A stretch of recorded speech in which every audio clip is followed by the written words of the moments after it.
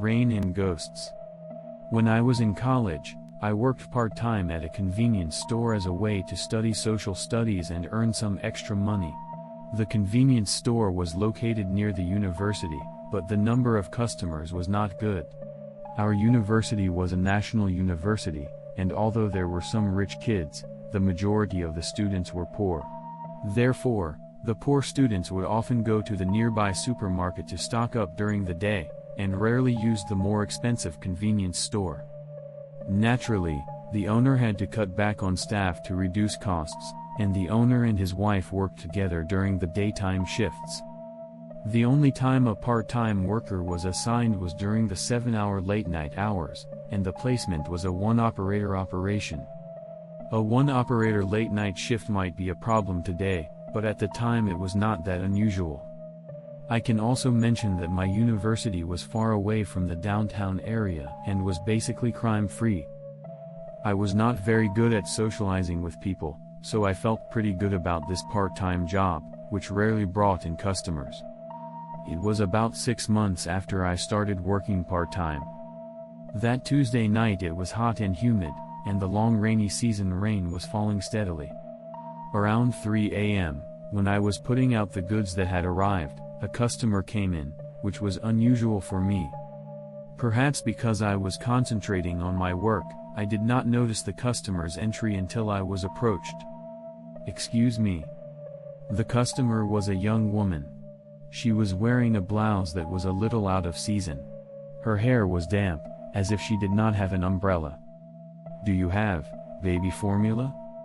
"I'm sorry, we don't. Convenience stores usually carry diapers, but not milk." She was very thin and probably had no boobs, I thought. "I see," she said without effort. That should have been the end of the conversation. But I was very curious about the downcast expression on her face. I was not sure if it was because she had finished her work on the items and had a little time to spare. There's no food for the baby, is there?" "Yes." She was about to leave when she stopped. She seemed surprised to be spoken to. "Wait a minute, please." I did a search on my phone. What is acceptable for babies to drink when there is no milk? I think I heard that milk is not allowed. Alternatives were easy to find. In case you are wondering, I heard that sugar dissolved in warm water is fine. "Oh, I see." She smiled. "Thank you very much. Okay then, sugar is, I held her back as she went to look at the shelves. "If you just buy the paper cups, you can take the hot water for the noodles and the syrup for the coffee." "Thank you." She took some coins out of her pocket and bought a pack of 7 paper cups. She poured hot water into one of them and watered it down, then dissolved a generous amount of gum syrup in it before leaving, carrying it heavily. The store still had a strong citrusy aroma she had put on it. The next day was Wednesday. I was working late again today. I was finishing up the lunch boxes that had been brought in at around 2 a.m. when I came to a break in the day. Sorry, the woman from yesterday showed up. She brought a paper cup from the sales floor to the register. "I'd like some hot water and sugar, please." Do you have a paper cup?" Yes."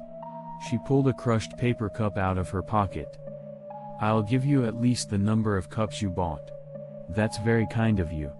She bowed deeply and left with another cup of hot water with gum syrup dissolved in it. Afterward, the citrusy aroma remained again. That's just like the candy buying ghosts, isn't it? The next day, when I reported to the owner about her, I received these words. "Rain, a ghost. Talk about the ghost of a mother giving birth to her baby after she died and was buried. Scary. She used the 6 coins buried with her to buy candy to keep the baby alive for 6 days before anyone noticed. Rakuman-sen? They would put it in the coffin as a ferry fare across the Sanzu River. Even today, people still put it in coffins made of burnable materials." "Really?" Assuming she was the same kind of thing, I thought about it and then suddenly realized. Wait a minute. In this day and age, when you die, you are cremated. When are children born? Haha, well, nowadays, yes. At least if the same thing happened to me, they'd realize it at the time of the death certificate and the baby would be rescued. Indeed. After all, some poor guy must have locked onto you. When you run out of paper cups, get some coffee next time. It's addictive. Okay. The owner's instructions seemed cold, but it also meant that I could give them sugar and hot water for free for up to 7 paper cups. I guess it was the owner's way of showing kindness to her poor partner. However, I could not believe that she was just poor and came to get sugar and hot water. Thursday was not my shift, but I told my part-timer no and waited in the backyard for her to come to the store. If she didn't come, I guess the milk thing was solved, and if she came, well, she came too. Welcome. A part-timer greets her. Oh. She looked somewhat hesitant, perhaps because the waitress was not me. Sugar and hot water? My part-time worker, who was on duty at the store, called out to her first, as we had discussed. Yes, she said, yes, you can keep using the cups until you run out. After that, you can buy a cup of coffee or something.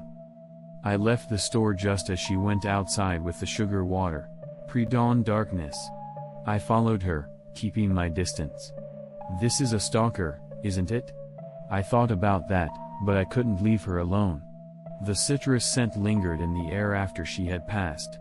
She walked slowly and turned onto a branch road about 4 blocks ahead. Along the branch road was an old apartment building. She walked up the exterior staircase without a footstep, and entered the innermost room on the 2nd floor from the outside passageway. It's not a ghost, is it? I tried to think so, but I was curious, so I went up the stairs. It was an iron staircase covered with rust, where my footsteps echoed. I passed through the outer corridor and arrived in front of her room. At that point, I called 110. It was that woman who was dead in the room. And there was a baby lying on a towel, out of breath. The baby was malnourished, but was given emergency treatment and survived. The woman died at about the same time I called 911, and the cause of death was an infection from a birth wound, which turned out to be septicemia. And in the closet, a man's decomposing body had been stuffed in there and the smell of it had begun to leak out.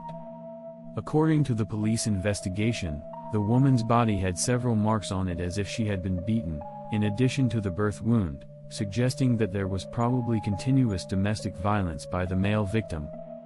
She then killed the sleeping man with a knife and hid him in a closet, apparently fearing for her own life or that of her child. If she had just turned herself into the police, she would not have died. I asked the detective during the interview. I guess so. The detective thought for a moment and replied. She killed him, but I think she was in love with him. She may have hesitated to turn herself in, thinking that it was the only time she could spend time with her child and the man she loved. During that period of hesitation, the infection progressed and her judgment deteriorated from the pain. The gas and electricity in the apartment were both turned off due to late payment of bills, and I couldn't even boil water. By the time I came to, there was nothing I could do for my baby. As I wandered around trying to keep my child alive, I may have been drawn to the lights of the convenience store where you work. Perhaps the overly citrusy perfume was meant to mask the smell of the wound. After the treatment, the baby was placed in an orphanage, and this year he successfully entered elementary school. Because of the relationship I had with her at that time, I became a kind of guardian. I sometimes go to see her, but she is energetic, smiles a lot, and has no image of her mother. I wonder if she might have been like this when she was in good health. On the one hand, I wish I had realized it a little earlier, but on the other hand, I also wonder what kind of place she would have had if she had survived after killing someone, and at least she was not wrong on that one point, that she let this child survive. That is what I always conclude. This concludes this story. Thank you for listening to the end.